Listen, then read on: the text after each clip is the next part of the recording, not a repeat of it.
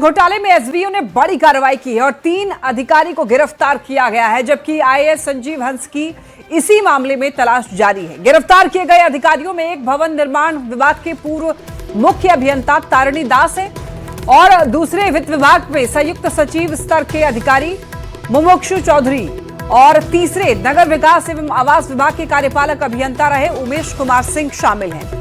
इन तीनों के ठिकाने पर ईडी ने 2024 में छापेमारी की थी, जिसमें लगभग 11.5 करोड़ से भी अधिक की राशि बरामद की गई थी। अब देखिए, ईडी ने तारिणी दास के पास से 8.5 करोड़ जब्त किया था। मुमुक्षु चौधरी के घर से 2 करोड़ बरामद किए गए थे और उमेश कुमार सिंह के घर से 1 करोड़ बरामद किया गया था। इसके पहले एसबीओ ने इस मामले के किंग पिन ऋषु श्री और उसके करीबी सहयोगी संतोष कुमार को पटना से गिरफ्तार किया था। देखिए, टेंडर घोटाला बहुत बड़ा घोटाला है ये और इस मामले में अधिकारियों की गिरफ्तारी हुई है। आईएएस संजीव हंस की इसी मामले में तलाश चल रही है और जो लोग गिरफ्तार हुए उनके क्या नाम है और क्या उनकी डेजिग्नेशन है, ये आप देख सकते हैं। तारिणी दास, जो कि पूर्व मुख्य अभियंता संयुक्त सचिव स्तर पर मुमुक्षु चौधरी, और उमेश कुमार सिंह कार्यपालक अभियंता हैं, जिनकी गिरफ्तारी हुई है। और बताया जा रहा है इसी मामले में संजीव हंस की तलाश जारी है। गिरफ्तार किए गए अधिकारियों में कौन कौन है, नाम आप टीवी स्क्रीन पर लगातार देख रहे हैं और ये घोटालेबाज जो हैं वो गिरफ्तार हो चुके हैं। ईडी की छापेमारी में पता चला और यहां पर करोड़ों रुपए बरामद हुए हैं। साल 2024 का ये मामला है, जब ईडी ने छापेमारी की तो यहां पर बरामद किया गया 11.5 करोड़ रुपए बरामद किए गए। और कुछ जब छानबीन की गई तो व्हाट्सएप चैट में काफी कुछ सबूत मिले हैं। इतना ही नहीं, कई सारे ऐसे डॉक्यूमेंट्स ईडी के हाथ लगे हैं और बहुत सारे ज्वेलरी जो हैं वो मिले हैं और वो सब मिला करके बताया जा रहा है कि ये घोटाला जो है वो बहुत बड़ा पाया गया है। गिरफ्तार किए गए जो अधिकारी हैं, जो अभियंता हैं, वो आपके सामने उनका नाम चल रहा है। संजीव हंस की जो है पूर्व आईएएस संजीव हंस की अभी तलाश जारी है इसी मामले में और जो इस मामले में जितने लोगों की संलिप्तता होगी उन सभी लोगों पर शिकंजा कसने वाला है। और देखिए, आपको बताते चलें, इसी मामले के किंग पिन ऋषु श्री और उसके करीबी सहयोगी संतोष कुमार को पटना से गिरफ्तार किया गया था। और ये ऐसे नाम हैं जो कि सिस्टम में रह करके ही सिस्टम को खोखला बना रहे थे और ये वो नाम जिसके सामने आने के बाद कई और लोगों के नाम सामने आ सकती है। जांच की आंच अभी दूर तक जाएगी। कुछ लोगों की तलाश जारी है, कुछ की गिरफ्तारी हो चुकी है। सबसे बड़ा टेंडर घोटाला इसको माना जा रहा है। वहीं गिरफ्तारी के बाद सभी से एसबीओ के अधिकारियों ने पहले पूछताछ की और उसके बाद इन सभी को पटना सिविल कोर्ट की निगरानी की विशेष अदालत में पेश किया गया और पेशी के बाद कोर्ट ने इन तीनों को न्यायिक हिरासत में केंद्रीय आदर्श कारा बेऊर जेल भेज दिया है। और इसी मामले में ज्यादा जानकारी दे रहे हैं पटना सिविल कोर्ट से संवाददाता अमित कुमार। गेट से जुड़े 3 अधिकारियों को जो है एसबीओ ने गिरफ्तार किया। गिरफ्तारी सुबह 4 बजे के करीब हुई और जिन 3 लोगों को गिरफ्तार किया गया है, ये इन पर टेंडर घोटाले का आरोप है, उसमें जो है सहयोग करने का आरोप है। और जो गिरफ्तारी हुई है इसमें तारिणी दास, मुमुक्षु चौधरी और जो है उमेश कुमार सिंह की गिरफ्तारी हुई है। सभी की पेशी की गई। देखिए, यहाँ पे तीनों को पेश करने के बाद अब जुडिशरी कस्टडी में एसबीओ की टीम जो है वो अपने साथ लेकर कर जा रही है। और बताते चले कि इन तीनों पर जो है ऋषु श्री को लाभ पहुंचाने और सरकारी राजस्व को नुकसान पहुंचाने का आरोप है। इसका खुलासा जो है ईडी की जांच के दौरान हुआ था। ईडी के अधिकारी जब इनके ठिकानों पर पहुंचे थे 2024 में, तो इन लोगों के ठिकाने से तकरीबन 11.5 करोड़ रुपए की राशि के साथ साथ करोड़ों के जेवरात, कई भूखंड के जो है दस्तावेज बरामद किए थे। उसके साथ ही साथ जो सिंडिकेट चला रहा था ऋषु श्री, उसमें इन लोगों की संलिप्तता थी। इसका कन्वर्सेशन जो है उसके भी प्रमाण पाए गए। 5 लोगों की गिरफ्तारी हो चुकी है। ऋषु श्री के साथ साथ अगर हम बात करें तो ऋषु श्री का जो दाहिना हाथ था संतोष, उसकी गिरफ्तारी हुई और आज ये 3 जो अधिकारी हैं, इन तीनों की गिरफ्तारी हुई है। बताते चले कि जो तारिणी दास था, तारिणी दास, इसके बारे में जो जानकारी है कि तारिणी दास जो है वो ऋषु श्री के लिए काफ़ी बेहतर काम किया करता था, काफ़ी लाभ पहुंचाता था। कैमरा पर्सन मनीष के साथ अमित कुमार, न्यूज 18 पटना। और देखिए, बड़ी खबर पटना से, जहां पचरुखिया थाना क्षेत्र में दोस्त ने ही दोस्त को गोली मार दी। वारदात को अंजाम देने के बाद बाइक सवार आरोपी अपने दोस्त का मोटरसाइकिल लेकर मौके से फरार हो गया। आनन फानन में गंभीर रूप से घायल युवक को अस्पताल में भर्ती कराया गया। पैसे के लेन देन के विवाद में वारदात को अंजाम दिया गया है। फिलहाल पुलिस पूरे मामले की जांच में जुटी हुई है। उसका नाम सोनू विकास कुमार, नया सामने घर है, छाती में गोली मार दिया है। मेरा गाड़ी लेकर भाग गया है। उसका गौतम भैया का पार्किंग सामने वाला गली में घर है, जात के कुर्मी है। मुन्ना चक दुकान को मार सादा कम्युनिकेशन। तो कौन कास्ट है? और देखिए, गया जी से बड़ी खबर मिल रही है। निगरानी की बड़ी कार्रवाई, 9000 घूस लेते चौकीदार गिरफ्तार हुआ है। आरोपी की पहचान मनीष कुमार के रूप में हुई है। इस मामले में मदद के नाम पर घूस मांगी थी। शिकायत पर निगरानी टीम ने कार्रवाई की। बेलागंज थाना में चौकीदार के पद पर तैनात था। गिरफ्तारी के बाद पटना ले जाया गया आरोपी। निगरानी विभाग आगे की जांच में जुटा हुआ है।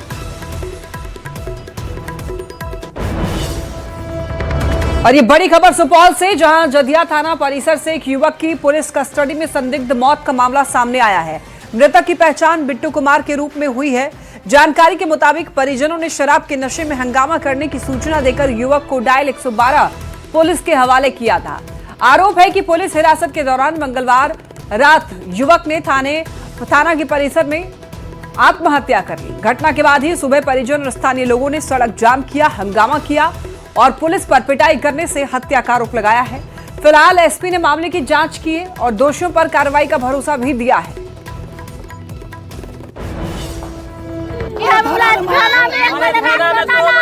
गिरफ्तार करके इसको लाया और पूरा मारपीट करके इसको जना मार दिया। ये रस्सी कहाँ से आया थाना में?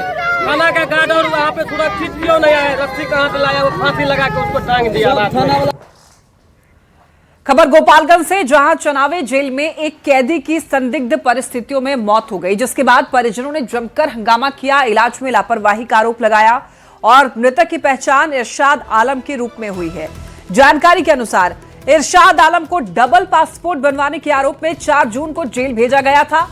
जेल में उनकी तबीयत बिगड़ने के बाद मौत हो गई। अब इस घटना के बाद ही परिजनों ने बरौली थाना पुलिस पर गंभीर आरोप लगाए और मामले को साजिश बताया। उन्होंने कहा कि गिरफ्तारी के बाद उन्हें समय पर जेल नहीं भेजा गया। फिलहाल पुलिस पूरे मामले की जांच में जुटी है। मंडल कारा में एक कैदी की संदिग्ध हालत में मौत हो गई है। मृतक कैदी की पहचान इरशाद आलम के रूप में की गई है, जो बरौली थाना क्षेत्र के बलहा गांव के रहने वाले हैं। और कैदी की मौत के बाद परिवार के लोग आक्रोशित हैं। पुलिस और जेल प्रशासन पर लापरवाही और साजिश का आरोप भी लगा रहे हैं। मेरे भाई का नाम इरशाद आलम, मेरे बड़े भाई हैं। 2 तारीख को थाना प्रभारी द्वारा चौकीदार के माध्यम से बुलाया गया और उनको 4 तारीख तक शाम तक उनको अपने पुलिस कस्टडी में रखा गया। उनसे पूछताछ किया गया। उनको थाना प्रभारी टेररिस्ट बोल रही थी कि टेररिस्ट है। हमसे काफ़ी पैसा का डिमांड किया गया, लाखों लाख रुपए का डिमांड किया गया। हम लोग देने में इनकार किए और अपने स्थानीय मुखिया से बोले, बकरौल पंचायत के मुखिया से बोले, स्थानीय विधायक से बोले कि हमसे पैसा लाखों लाख रुपए का डिमांड किया जा रहा है। 2 जून को थाना प्रभारी चौकीदार के द्वारा बुलवाई और बैठा दी। उस दिन से उनको अरेस्ट करके रखी 4 तारीख तक। 4 तारीख को 3 बजे शाम में इनको जेल भेजी, कोर्ट भेजी। उसके बाद से वो कोर्ट में गए। रात 1 बजे रात में जेल से फ़ोन आया कि आपकी कैदी का बहुत सीरियस तबीयत खराब है, आप लोग हॉस्पिटल जाइए। हम लोग यहाँ भागे भागे आए तो देखे कि मेरे भाई इरशाद आलम मृत पड़े हुए हैं। तो बरौली के थानाध्यक्ष के द्वारा इनको डिटेन किया जाता है और 4 तारीख को मेडिकल चेकअप करने के बाद भेजा जाता है, जेल भेजा जाता है। अगर मेडिकल चेकअप हुआ, अगर उस समय कोई बीमारी नहीं, तब तो इतना प्रताड़ित किया गया, इतना टार्चर किया गया बरौली के थानाध्यक्ष के द्वारा, जिसके कारण इनकी मौत हुई है। हम शासन और प्रशासन से मांग करते हैं कि पहले बरौली थानाध्यक्ष को तत्काल निलंबित किया जाए और हटाया जाए और इस मामले की उच्च स्तरीय जांच कर जेल प्रशासन की भी भूमिका की जांच की जाए कि किस परिस्थिति में अगर किसी का तबीयत, किसी कैदी का अगर तबीयत खराब भी होता है तो उनको इलाज के लिए इतना विलंब से सदर अस्पताल क्यों भेजा जाता है। मामले की जांच कर रही है और सच्चाई क्या है इसका पता लगाने की कोशिश की जा रही है। गोविंद कुमार, न्यूज़ 18, गोपालगंज। और खबर नवादा से, जहां पकरी बरावा थाना क्षेत्र के सुदनपुर गांव में एक युवक के साथ अमानवीय व्यवहार का मामला सामने आया है। आरोप है कि 30 लोगों की भीड़ ने युवक को घर से उठाकर चोरी के शक में बेरहमी से पीटा, सिर मुंडवा दिया, चेहरे पर कालिक पोत दी और पूरे गांव में उसे घुमाया। पीड़ित के आवेदन पर 14 नामजद और 20 अज्ञात के खिलाफ केस दर्ज हुआ है। पुलिस ने 2 किशोरों को हिरासत में लिया है, जांच शुरू की गई है। ये तस्वीर आप देख सकते हैं, यह अमानवीय चेहरा लोगों का और कानून को हाथ में लेने का, ये देख सकते हैं आप लोगों की हरकत। सिर मिडवाया और केवल शक में, चोरी के शक में जो काम पुलिस को करना चाहिए वो काम ये लोग कर रहे हैं। और ऐसे में इन लोगों पर कार्रवाई जरूर होनी चाहिए जो कानून को अपने हाथ में ले रहे हैं।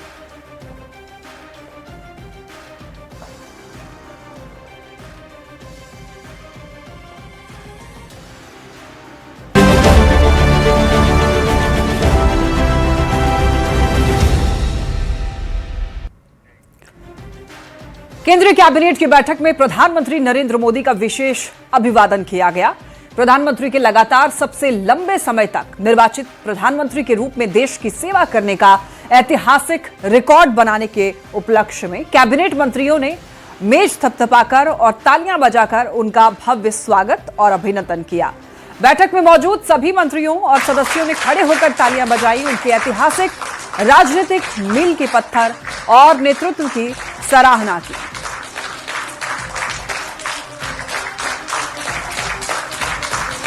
प्रधानमंत्री नरेंद्र मोदी लोकतंत्र की यात्रा में एक ऐतिहासिक और प्रेरणादायी पड़ाव के रूप में अंकित हुआ है। आज श्री नरेंद्र मोदी जी निर्वाचित प्रधानमंत्री के रूप में सर्वाधिक अवधि तक निरंतर देश की सेवा करने वाले प्रधानमंत्री बन गए हैं।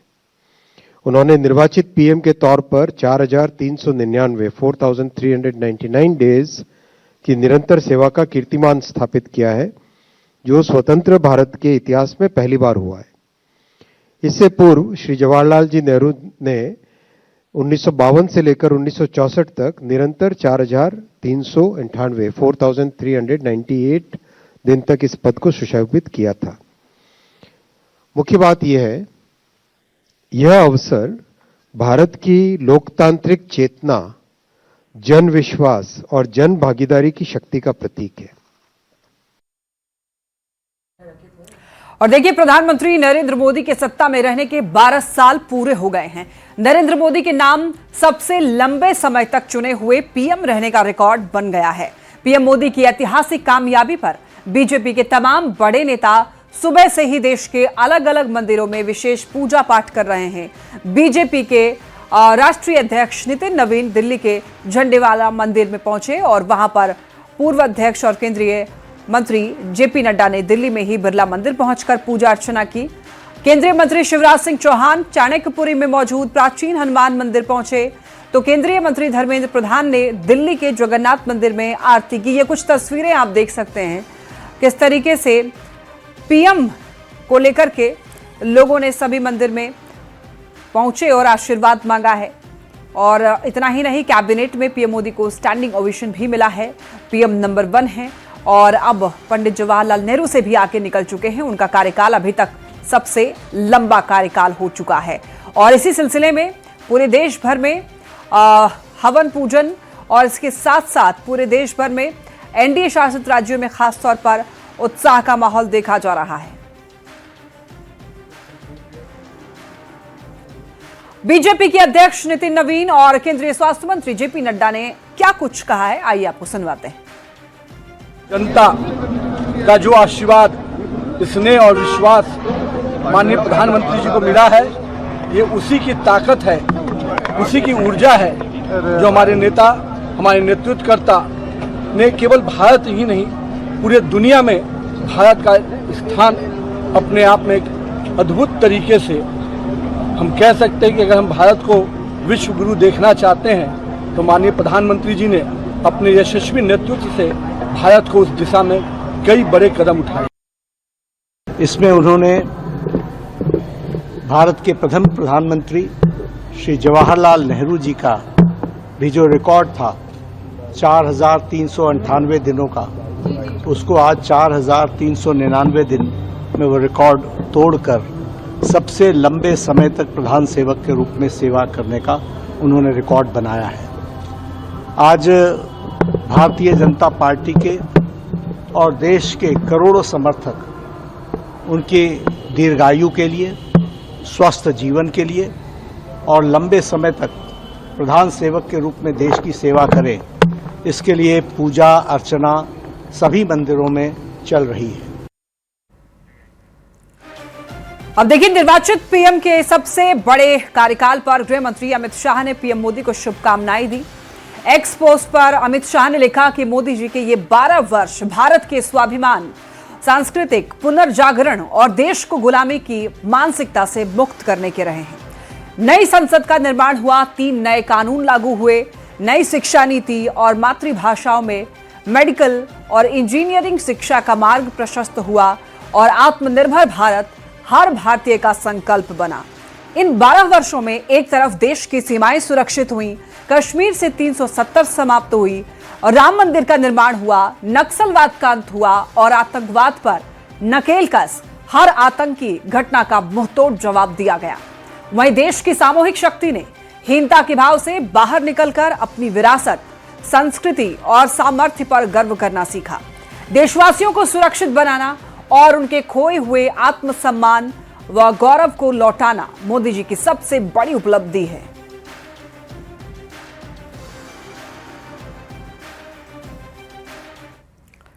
दिल्ली से इस वक्त एक बड़ी खबर, भारत मंडपम पहुंचे सीएम सम्राट चौधरी। देखिए, बिहार भवन के बाद पहुंचे भारत मंडपम, एनडीए की मीटिंग में शामिल होने के लिए पहुंचे हुए हैं। तो आपको ये बताते चलें कि भारत मंडपम पहुंच चुके हैं सीएम सम्राट चौधरी। ये तस्वीरें आप देख सकते हैं और ये आपको बता दें, बिहार भवन के बाद भारत मंडपम गए हैं। दरअसल एनडीए की मीटिंग होने वाली है और इस मीटिंग में हिस्सा लेने के लिए, शामिल होने के लिए सम्राट चौधरी पहुंचे हुए हैं। बस थोड़ी देर में भारत मंडपम में एनडीए की एक बड़ी बैठक होने वाली है।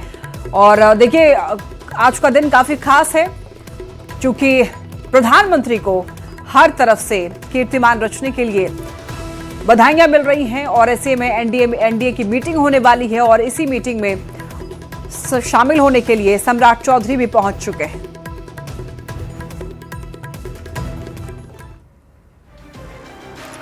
इस वक्त की बड़ी खबर, मुख्यमंत्री सम्राट चौधरी से गूगल इंडिया के उच्च स्तरीय प्रतिनिधिमंडल की मुलाकात। नई दिल्ली स्थित बिहार भवन में यह अहम बैठक हुई और जिसमें शिक्षा, स्वास्थ्य और कृषि क्षेत्र में सहयोग पर चर्चा हुई। गूगल को बिहार में जीसीसी सेंटर स्थापित करने का न्योता दिया गया। बिहार के डिजिटल विकास को लेकर साझेदारी पर सहमति बनी है।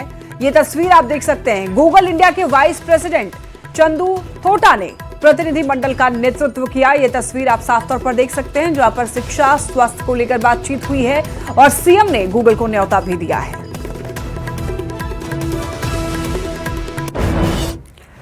बिहार के पेंशन धारकों को आज बड़ी सौगात मिली। सीएम सम्राट चौधरी ने डीबीटी के जरिए 1100 रुपए लाभार्थियों के खाते में ट्रांसफर किए। पिछले साल विधानसभा चुनाव से पहले सामाजिक सुरक्षा पेंशन योजना के तहत मिलने वाले पैसों को 400 रुपए से बढ़ाकर 1100 रुपए कर दिया गया था। सामाजिक सुरक्षा पेंशन योजना के तहत लाभुकों को राशि ट्रांसफर की गई और ये आपको बताते चलें कि सरकार के निर्देश के बाद हर महीने की 10 तारीख तक पेंशन की राशि लाभार्थियों के खाते में पहुंच जाएगी ताकि उन्हें भी किसी तरीके की परेशानी ना हो। तो ये 10 तारीख आप लोग याद कर लीजिए, 10 तारीख को राशि लाभार्थियों के खाते में ट्रांसफर हो जाएगी। राबड़ी देवी और लालू प्रसाद के 10 सर्कुलर रोड स्थित सरकारी आवास जल्द बदलने जा रहा है। उन्हें 39 स्टैंड रोड का नया बंगला आवंटित किया गया है और 10 सर्कुलर रोड खाली करने का निर्देश दिया गया है। हालांकि देखिए, बताया जा रहा है कि परिवार कौटिल्य नगर स्थित गौशाला परिसर में बनाए गए डुप्लेक्स भवन में यहां पर शिफ्ट हो सकता है और यहां पर देखिए बड़ा लॉन और इसके साथ साथ हॉल और 4 कमरे तैयार हैं। अधिकांश सामान पहले ही यहां पर शिफ्ट किया जा चुका है और इसी खबर पर और ज्यादा जानकारी दे रहे हैं न्यूज़ 18 संवाददाता रवि एस नारायण।